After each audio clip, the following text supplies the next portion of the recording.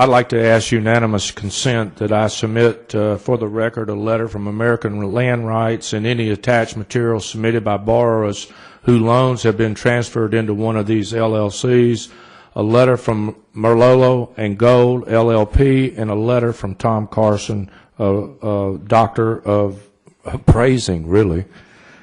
Is that without objection, so ordered.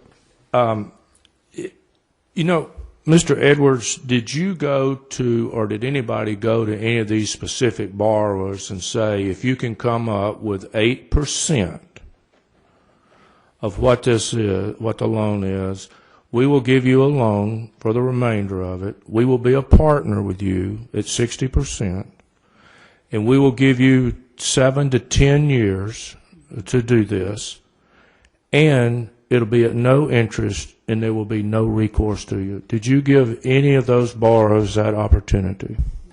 No, we did not. What we do when do you think any of those borrowers would have taken that opportunity? I'm certain they would have, but I will tell you what we do when a bank fails is when an asset comes back into receivership because we haven't been able to pass it to an acquiring institution, we will work with the borrower. If they give us their current financial statements and we're able to get an appraisal on the collateral, we will try and do some kind of workout with them before we even put these things in a structured sale. It's a 6 to 9 month period generally before that happens. So we do work with these borrowers. Well, you were at the hearing that we had in Atlanta, and Mr. Miller, we had it in Noonan, Georgia, and we had people from Washington State, California, Nevada, Texas, Florida, and New Jersey that came that had problems with Rialto.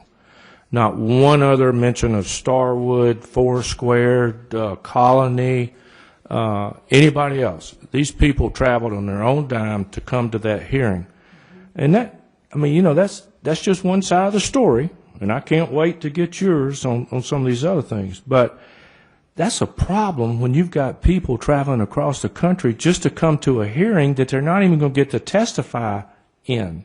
So, you know, Mr. Edwards, I just find it very, very troubling that the FDIC has not done more to make sure that at least some of these people have an opportunity to have the same deal you're offering other folks.